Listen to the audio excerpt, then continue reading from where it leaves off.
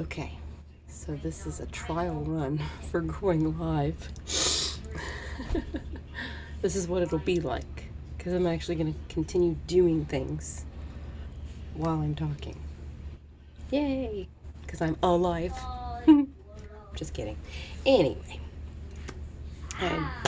I'm haven't been around, and a big part of that is just like because I've been anxious about the upcoming summer. On top of some other stuff, that's one of the big things about it, because I've been worried about, my depression affecting how I parent Benji.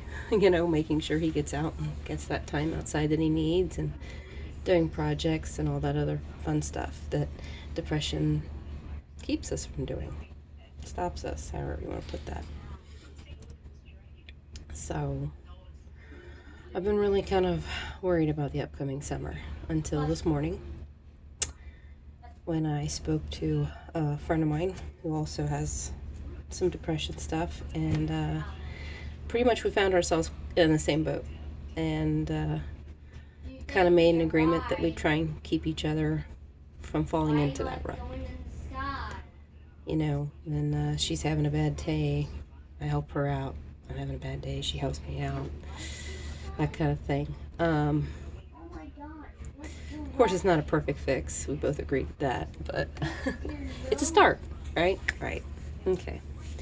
So, on top of the other crazy stuff that's been going on, so a few times a year, a couple times a year, I'll say, and then random times, I will send out like several emails to different organizations, companies, individuals, you name it, that are for mental health, think tanks for research, doctors, specialists, and depression research centers and association, all that stuff. Colleges, just whenever, random people sometimes that are involved in that field. And you hear something on the radio and you hear someone's name, Dr. So-and-so, big on this particular type of research, and you think, hey, maybe that's someone who will listen, right? So you email them. Well, it's crazy. You would think that of all places and of all people to, be on it when it comes to responding to email, especially, mental health people. Nope. Which is really crazy, because I've sent quite a few things out and not heard back, which of course makes me feel crazy, because, what is it, the laws of average? I don't know, I'm not a math person. But basically, if you send stuff out, the more you send out, the more chances you are that you'll get something back. Even if it's just a simple, hey, appreciate you trying to help out with the battle on, mental health, but at this time we can't, answer this, or whatever, something. Even, hey, no, we're not interested. Nope, nothing. No emails back. I even made some follow-up phone calls, and never heard back. And the crazy thing is that hurts. I'm a human being, and so it hurts when you get ignored, especially when it comes to people who work with mental health. You would think they'd be the last people to do something like that, but no, apparently not. And I know why. Crazy as it sounds, as much as you would think it's their job, if nothing else,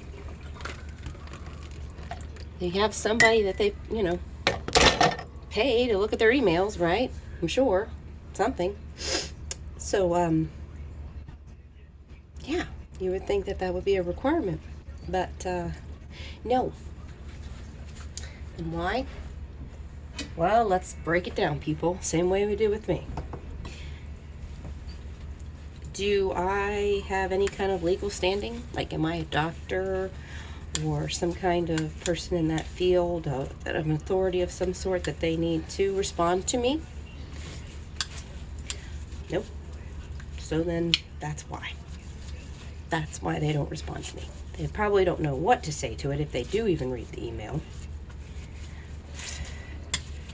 And since I'm not a person of any kind of notability, I don't need to say anything. I'll just go away eventually. I'll either just stop emailing them because I've given up or because I'm dead, right? Right. That's why. I know it sounds crazy. Because it's like, yeah, that's not the reason. I'm sure that's not the reason. Or maybe it's just all in your head, T. Maybe you're just a mental case that thinks that nobody's responding to you, but really you're not actually sending the emails. Nope, I am. I have proof of that. Oh, yes. And it's just really, wow. I mean, I don't even like turning my data on sometimes just because the lack of emails or the lack of the interest on the YouTube as far as the actual theory is concerned, or, you know, anything like that is just, it's discouraging. It hurts. I mean, if somebody really took the time to listen to the actual theory and then said no, yeah, it hurt, especially after all the years I put into it. But, you know, okay, show me how it's wrong and I get that. I can understand that. But no one's ever done that. Even the few doctors that I have talked to, that I have actually been able to get something out to, nope. To actually listen to the whole situation, nope. Listen to one or two things, which of course, by the way, are usually things that we already know in psychology.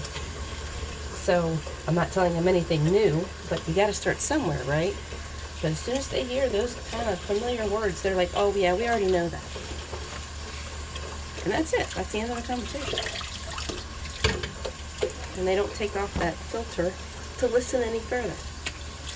So, yeah, I have been pretty bummed, I suppose, about the whole situation. To the point, I even had a dream the other night. It's been a while since I've had these kind of dreams, but they do happen. I watched this boy get his arms torn off. Some person stood him up, tied ropes to his arms, tied them to the back of a Jeep that went around these two boulders on either side. So it was kid, boulders, Jeep. And then drove forward over and over and over again. It took me a little while at first to realize why my brain was showing me that dream. Of course, then once I realized it, it stopped. It's just one of those things the brain has to do. When it's looking for answers, it will go to extreme lengths inside the brain. I know there's a lot of people out there that think I have crazy bad dreams. They're dangerous, they're evil, they're scary, they're mean, they're dark, they're depraved, they're... Benji's down here, so I gotta watch the, certain words. But you know what I mean, all those kind of dreams. Yeah. If you think it's because there's something wrong with your head, no. Same as anything else in that department. Cutting, listening to the music that your parents were against, all that stuff. It's all the same thing.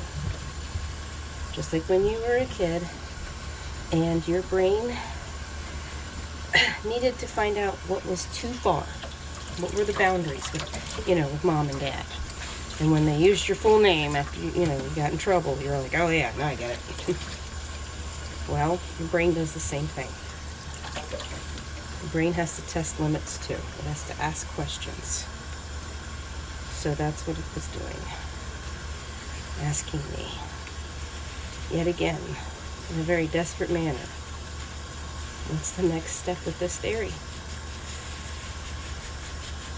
That's what keeps me up at night. Oh yeah, sure, I have normal issues like everybody else does. When you're a parent and just a normal human being, paying bills and how you live and all that other fun stuff. That's normal. That's real normal stuff. It's the theory that gets my brain out of control. Because it's so dumb that nobody is responding. And then, again, I just have to wonder. Anyway. So I'm washing dishes, as if you couldn't tell, right? Like I said, this is like a trial run for when I try to go live, because I really do think it's, I don't know. I really don't want to do it. It's not exactly something I'm jumping for joy on, but I don't know. It's my brain is saying, we've tried a lot of other things, why not that? So, yay. That's what it will be like. Of course, I won't be talking the whole time like I am. That'll help me to speak more clearly. Because even when the things I've said in this video, I haven't spoken very clearly about. I know that. Trust me. I can tell the difference between that first moment that something comes to your brain and it's clear, and it's concise, and it's just a few words, and oh, it's amazing. And if you don't write it down right then and there, say it right then and there, and you recall it later, it's not at all like that anymore. Now there's a bunch of extra words, and some of the meaning has been lost, and all that. Especially with us more emotional-minded, I think. I don't think functional-minded people have that as much.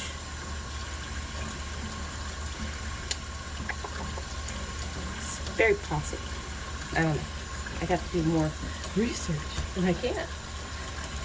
Because every functional-minded person I talk to, they all say the same thing. And this is one of the reasons I can tell I'm talking to a functional-minded person. Yeah, it sounds really good. But not for me. It could never work for me. Every time. I have to stop myself from laughing when I talk to someone like that. I already know what you're going to say. Maybe next time I should just stop them and say it for them. Then they'll look at me like, are you a mind reader? I'll be like, no. But I just know what you're going to say.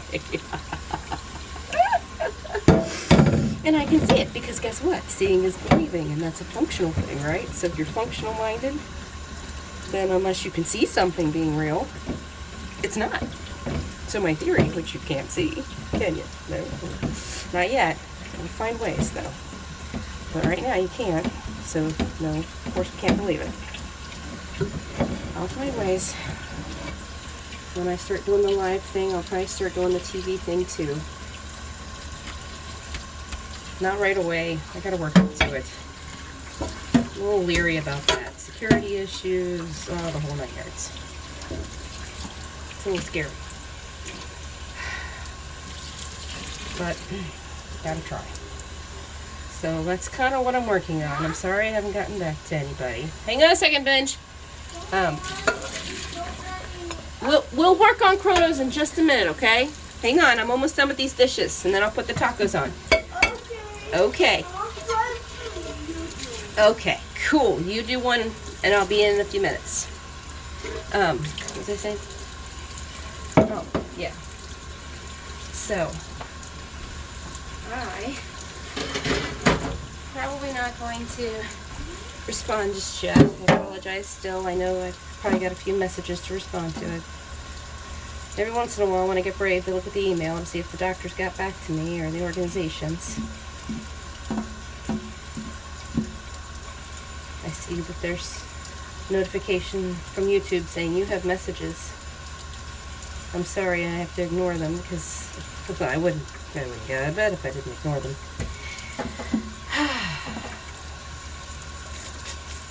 It's just a bummer. Watching TV now, I can't even watch this certain commercial that talks about depression, and it's like a game show. They made it into like a game show for this commercial. And I can't even watch that game show anymore without saying, "And you never will," because they're talking about, you know, beating it, getting past it. And I'm always like, "You never will. You'll never get past depression." Which, of course, I'm going to have to follow up with, "I'm sorry, no, that's not true. I'm sure you will, and I'm sure my stuff's not going to be the answer. I already know that, but can't help it. Get angry." It's like, you know, when I wrote that League of Legends story, and, you know, I had a few people that are like, you know, questioning me on the dance thing that she does. And I said, there's an actual physical dance that goes with it that would very much more so explain how the dance works than I could ever. And I can do it. But I thought, well, you know, I gotta have the legit costume to go with it if I ever wanted to make a video doing that. Lose a few pounds and get the costume, right? And I already had a kind of an idea of the costume.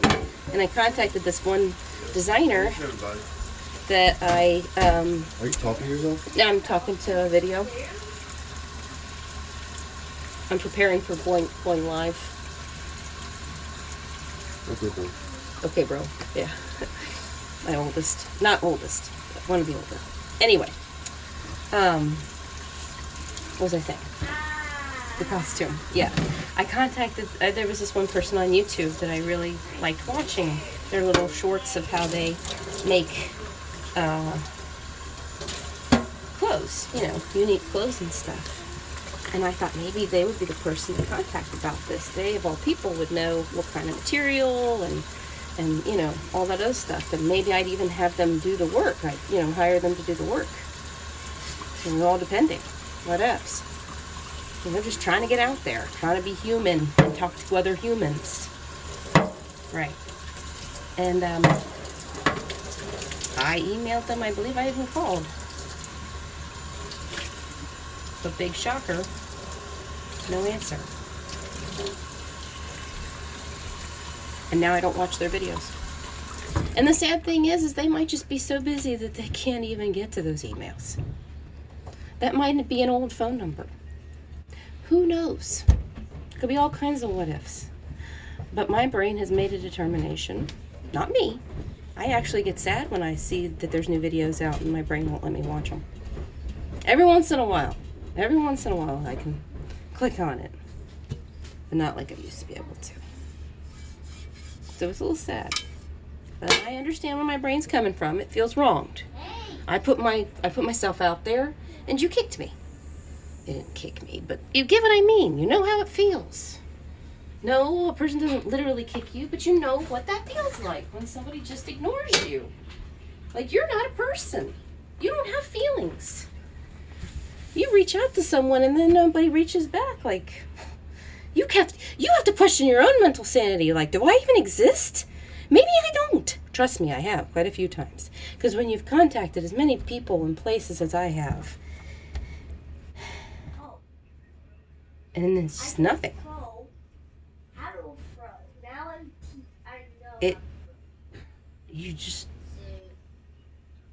You lose a part of your humanity. That's really how it feels. Like you're not a human. You're not important and you don't matter. And it's crazy, but that's how you feel.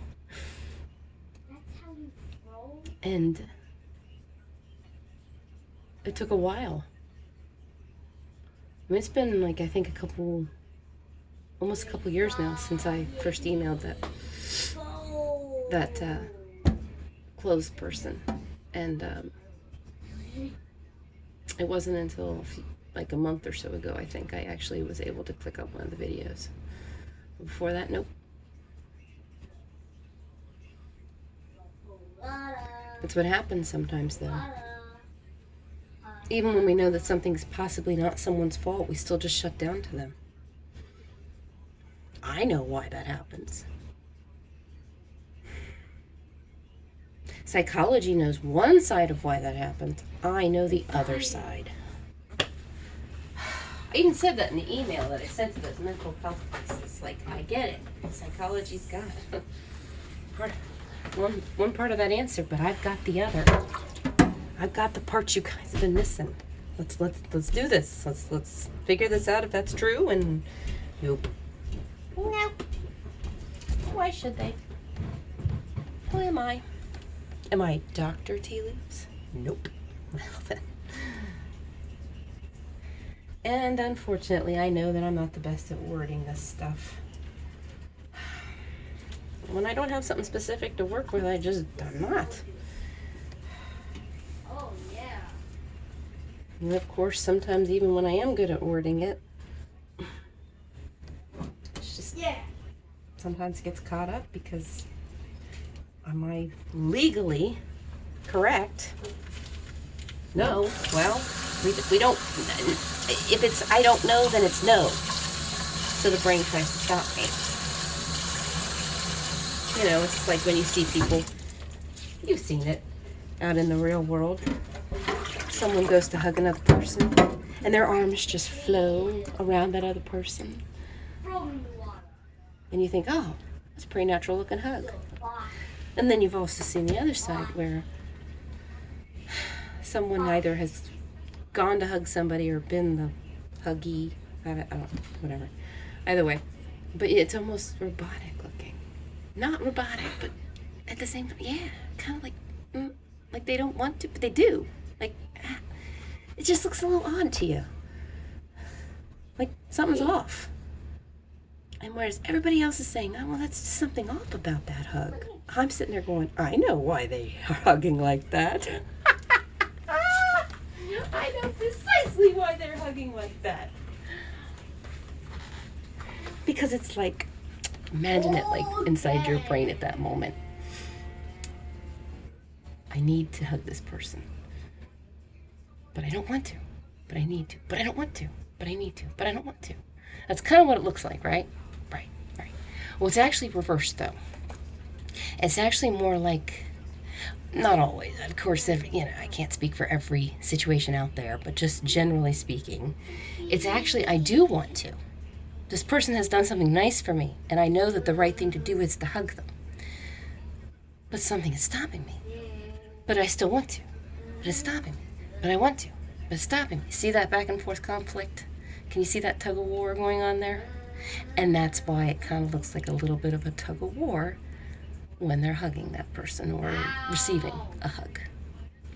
Ta-da!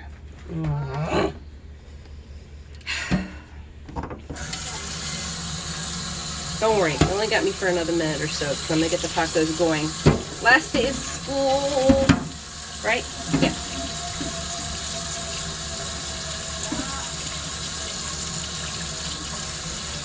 Well, actually, it's not the last day of school. We're pretending.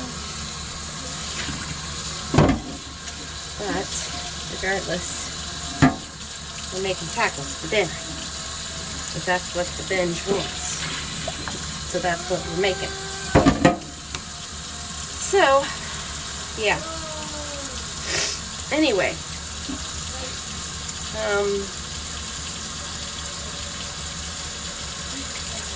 No, this is just an icebreaker for going live. For being an alive person going live. Because if I have to, maybe I'll have to find some people on the streets or something. Hey, can you subscribe to this? Yeah, actually, if I just go out in public to like a store or something and just talk to somebody, I'll have another subscriber. That's how I get a couple of them.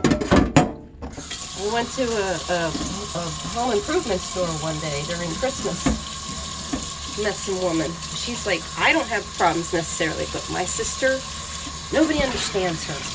She's so selfish. She had this car accident and she won't even stand up for it and all this other stuff. Nobody understands what's wrong. And I said, I get exactly what's going on with her. And I started listing a couple things that the lady hadn't about her sister, and she said, yeah, oh my gosh, yes, that's exactly what she did. That's exactly how she works. Yeah, I know how she works, trust me. She's what we call functional. Only problem is she's more functional than she should be due to certain things I can't talk about because it's a personal issue that she was telling me about. But yeah. And sadly enough, one of the issues that makes functional-minded people more functional is actually, here's the secret, people, because nobody knows that about them, including themselves. They just think there's something wrong with them. Because from the time that they're little, they think something's wrong with me. Because people look at them and say, why are you different? What's wrong with you? Why can't you see that way? What's wrong with you? Well, it doesn't take long, people. Telling a kid over and over again, even if you're doing it like not in a mean way. Anytime you make a person feel different, it sticks with them.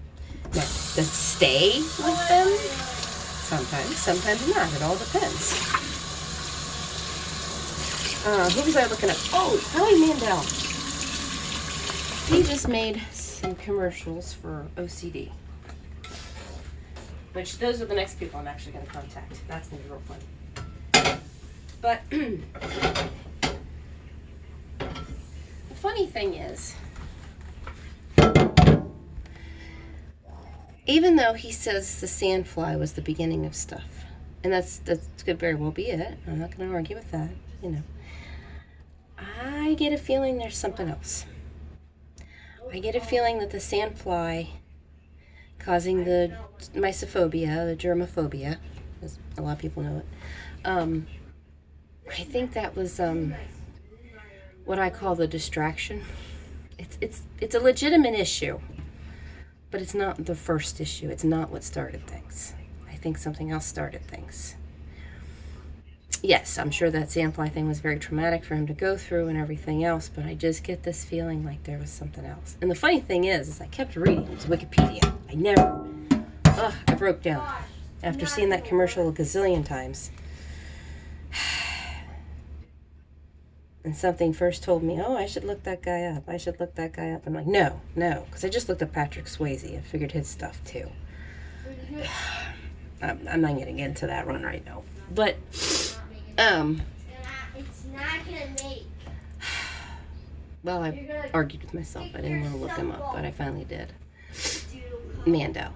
Well, Patrick Swayze too. That one was an accident, actually, Patrick Swayze. But anyway, but I just kind of get this feeling like, no, I just get there's something else. I kept reading on. Towards the end of the article, it said, colorblind. Yeah. I know.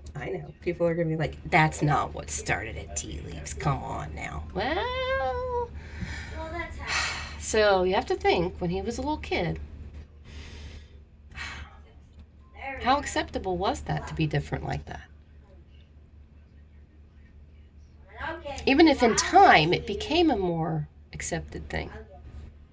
Met even other people that were colorblind as well. Something like that can stay with a kid.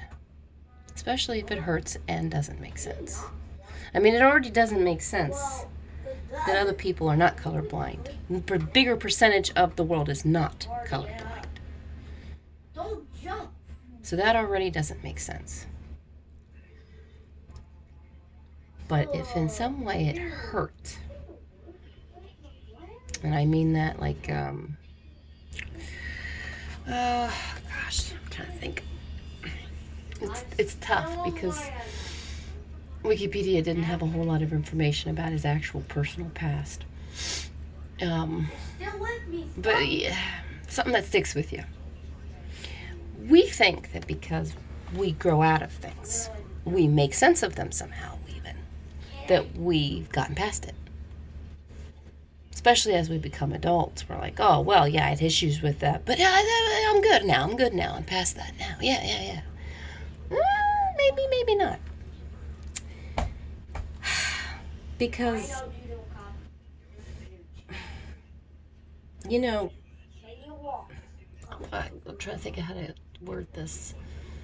Sometimes there's just this moment that happens and gets stuck. You know, like the process in the brain, like I said, it's a the normal process in the brain. Something happens and it doesn't make sense, and the brain is unable to make sense of it, so that just gets stuck. That little moment, that memory, whatever you want to call it, it just gets stuck. And it's probably a very simple memory.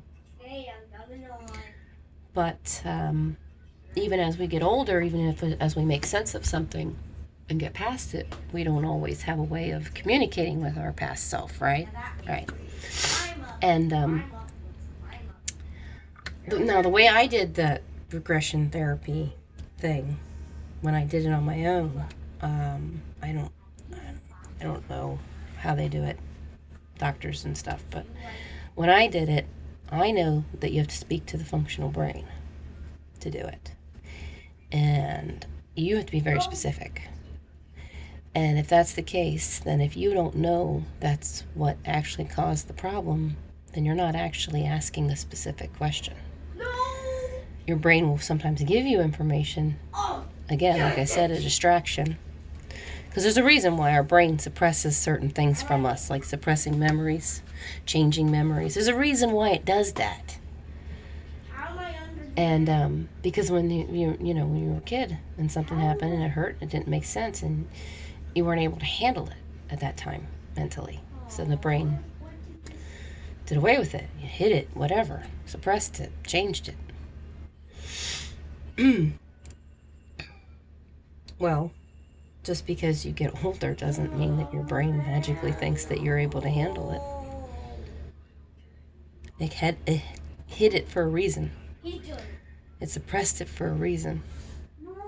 And unless you have a reason to undo it, the one that makes sense, it's not just going to magically hand it to you. So, yes, I think it's possible. I won't swear to anything, but I think it's possible that the real issue, or the beginning issue, was being colorblind. Now, I don't know, without reading his autobiography, I can't ask the guy. It would be nice if I could just message him, like, hey, Howie, how long have you been colorblind? And then I couldn't find it online. I didn't really search for it, though, honestly. You know, why? Because I'm never going to talk to Howie Mandel. Hey, tea leaves, tell me more. But, you know, I searched the Wikipedia for the information, but it didn't have it as far as how long he was colorblind. How long, you know, since birth or since childhood or an accident caused, whatever. Because there's different things behind that. But anyway, yeah. I think colorblind might be an issue. And it's only because the brain doesn't know to ask that question. You don't always know what question to ask your brain specifically. And when I did the regression therapy thing, I guess that's the only thing I can think of to call it. Whatever I did in my garage that day. I know you have to be very simple, very clear, and very specific with the information that you're requesting. So if you don't know specifically what went wrong or why, I don't think it's going to give that information to you. Not to say it couldn't or wouldn't or hasn't. Who knows? I've talked to a lot of people online that I already know my problem. I already know what's wrong. I already know what caused my depression or my anxiety to begin with. I already have it worked out. I already talked to doctors and therapists and all that other stuff. And I go, yeah, I didn't ask you what started your depression. I asked you what really started your depression. Because honestly, a lot of times what people think started their depression is not what started their depression.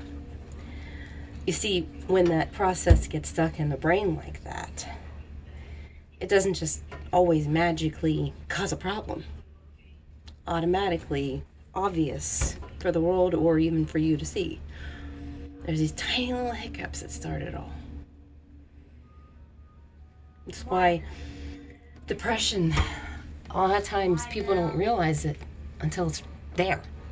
But if you really kind of sit back and think about it, before your depression started, weren't there times you were kind of getting stuck? Weren't there times that you were already kind of slowing down? I mean, you kept going. You know, you slowed down for a second, but then you kept going.